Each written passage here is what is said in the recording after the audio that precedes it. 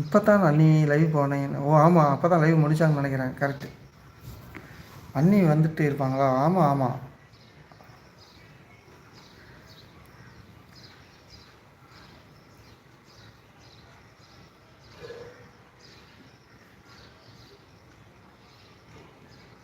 Jasmine tips நீங்களே சொல்லுங்கள். அவர் வந்தார், நான் கூட இந்த விஷயம் சொன்னேன், கண்டுக்காமல் போயிட்டார். வச்சுச்சோ, நான் ரமேஷை பார்த்து பேசாமல் என்னைக்காவது வந்திருக்கேன்னா ஏதோ மிஸ் ஆகிருக்குது. இல்லைன்னா அக்கா எதை எடுத்து பார்த்தேன், லைவ் போனாங்களா எப்படின்னு தெரியலையே.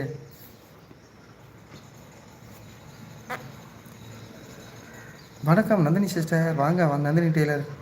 இனிய காலை வணக்கம். Hi hi. எப்பா ஃப்ரீ ஃபயர். அப்புறம் என்ன பண்ணுற, வந்துச்சிட்டியா நேரத்துலையே? விக்கி என்கிற Vignesh. Surya heart, thank you Surya. Okay அண்ணா அப்படிங்கிறாங்க. ஓகேங்க பெரியப்பா. மகனே எந்திரிச்சிட்டியா? டீ குடிச்சிட்டியா? அபி எந்திரிச்சிச்சா இல்லையா? டீ குடிச்சாச்சா? நான் டீ குடிச்சிட்டேங்க சிஸ்டர். நாங்கள் 5 மணிக்கே குடிச்சிட்டோம். நந்தினி சிஸ்டர் நீங்கள் டீ சாப்பிட்டீங்களா? சூர்யா நீங்கள் டீ சாப்பிட்டீங்களா? சாந்தி சிஸ்டர் நீங்கள் டீ குடிச்சிட்டிங்களா? ரமேஷ் காலை வணக்கம் அப்படிங்கிறாங்க. ஓகே அண்ணா போயிட்டு வருகிறேன் அப்படிங்கிறாங்க. ஓகே வேல்முருகன் பிரதர், டூட்டி உங்களுக்கு முடிஞ்சிச்சு பாருங்கள். வெல்கம் ஜாஸ்மின் டிப்ஸ் கா அப்படின்ட்டு இருக்காங்க. ரமேஷ் மாப்பிள்ள சாரி, ஏதாவது இது நானா இல்லை, அதாவது அவசரத்தில் வந்திருந்தேன்னா டக்குன்னு லைக் பண்ணிவிட்டு போயிடுவேன். இது வந்து அன்னைக்கு இது வந்திருப்பாங்கன்னு நினைக்கிறேன் அந்த லைவில். ஆமாம், யார் வந்தாலும் 2 பேர் வந்தாலும் தெரியும். ஒருவேளை அர்ஜென்ட் அவசரத்தில் வந்து டக்குன்னு லைக் பண்ணிட்டு வந்துருந்தாலும் வந்துருக்கலாம். ஏதோ அண்ணியே வந்துட்டாங்க. அனைவருக்கும் காலை வணக்கம் சொல்கிறாங்க. இப்போ உள்ள இளைஞர்கள் தையல் மிஷின்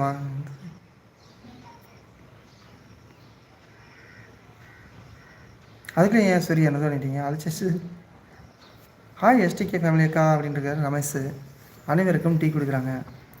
ஏன் சூர்யா என்னாச்சு? இது லைக் அந்த கமெண்ட் அழிஞ்சிருச்சு. What is this?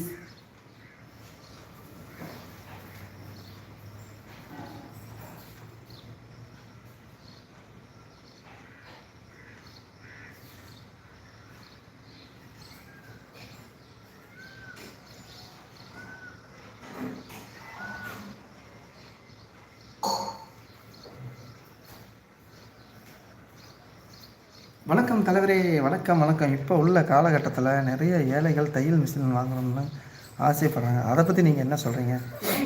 கண்டிப்பாக இல்லை, கண்டிப்பாக அது வந்து முக்கியமான ஒன்று தான். ஏன்னா கேட்டால் ஒரு பெண்களுக்கு வந்து தையல் கலைஞர் முக்கியமான ஒன்று, இளைஞர்களுக்கும் தேவை தான். இந்த கலை வந்து எல்லாத்துக்கும் பொதுவான கலை தான்.